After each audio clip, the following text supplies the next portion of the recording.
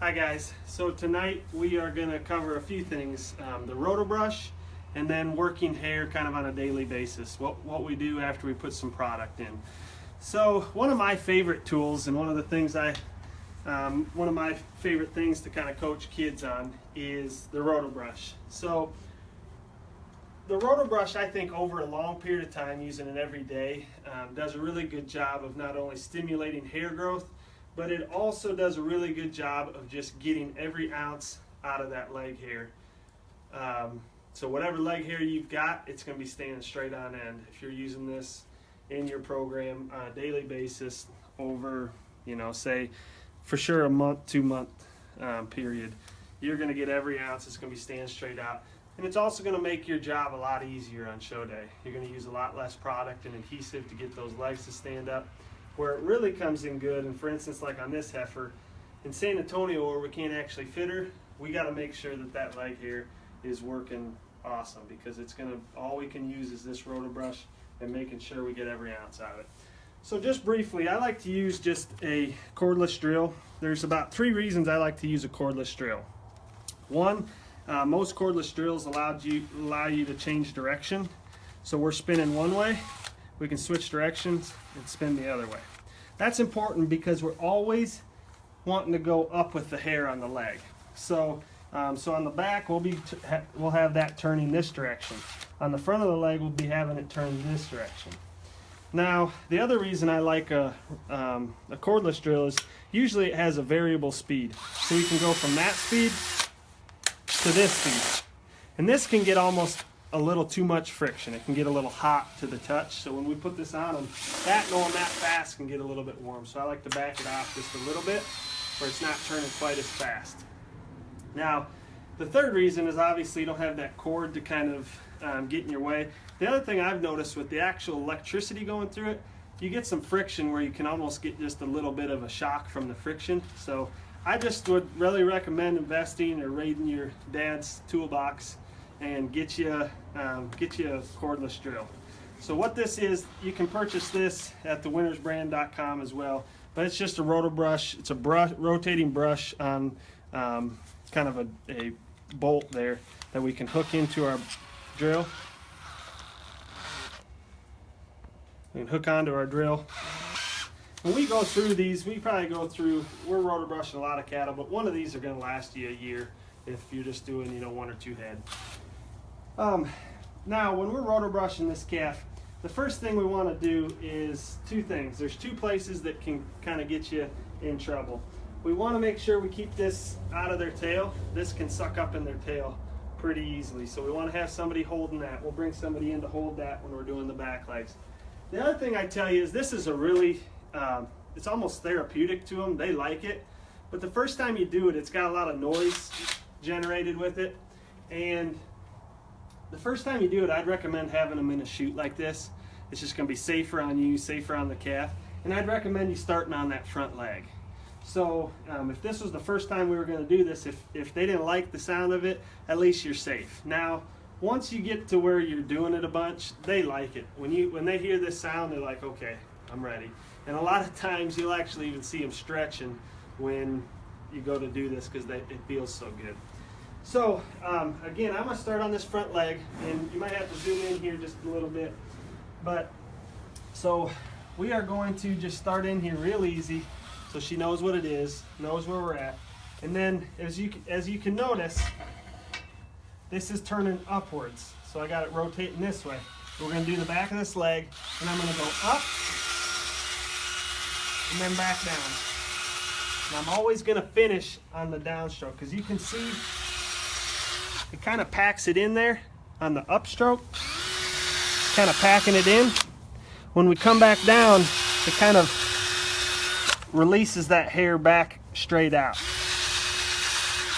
So I'm going to do this 360 degrees around. Now I'm going to switch directions, have it rotating up.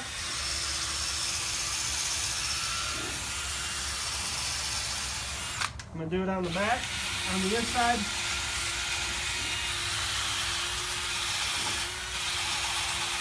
Now we only want to use this on their legs. We don't want to get up in here where that hair gets really, really long.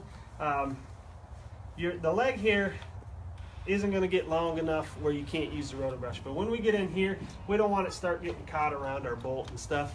So I just recommend using it on their legs. So we've got this done. We're going to do, normally we do all 4 legs. I'm going to show you the front and back on just this side.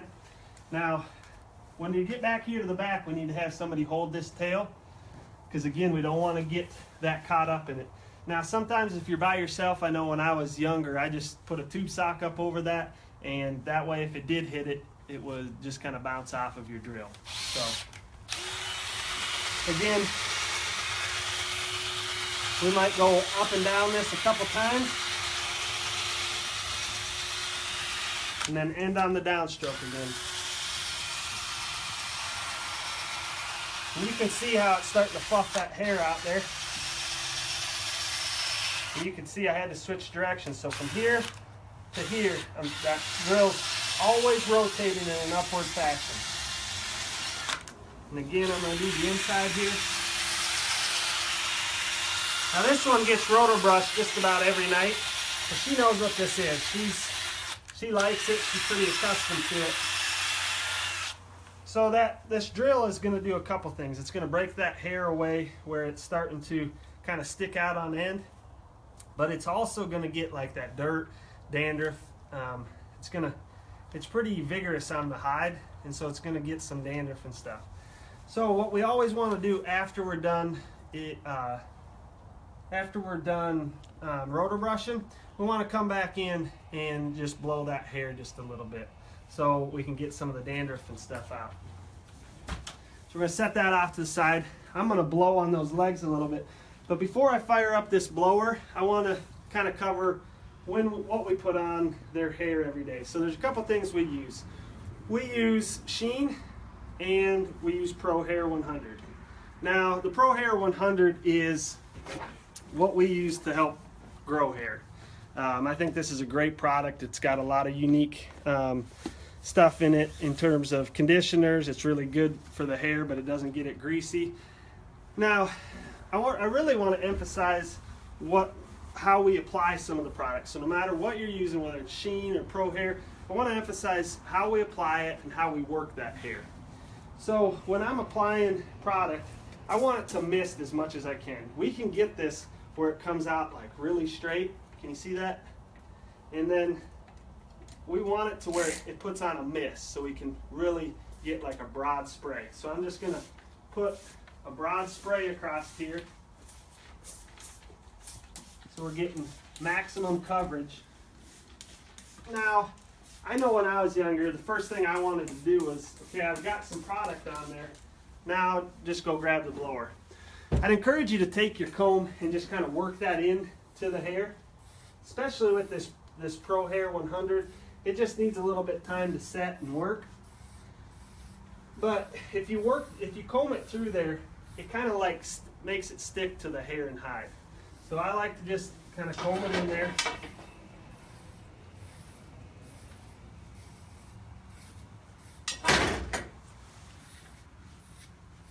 So everywhere I sprayed it, I'm just going to comb everything in.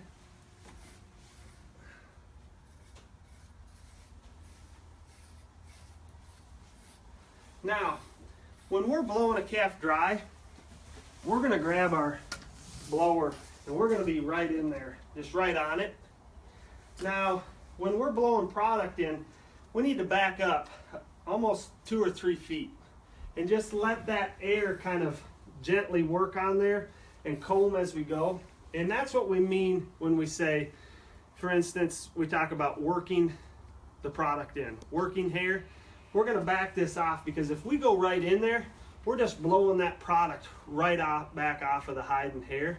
We want to pull that blower back and really comb and blow, so we're blowing the product in instead of back out. Does that make sense? So that's what we want to do. And I'm going to fire up this blower real quick and just kind of show you exactly what I mean.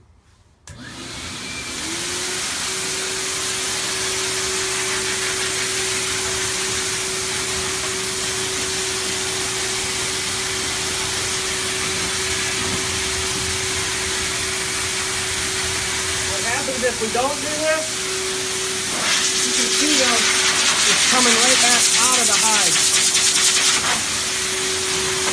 We're just going to step back and we're going to work that in there.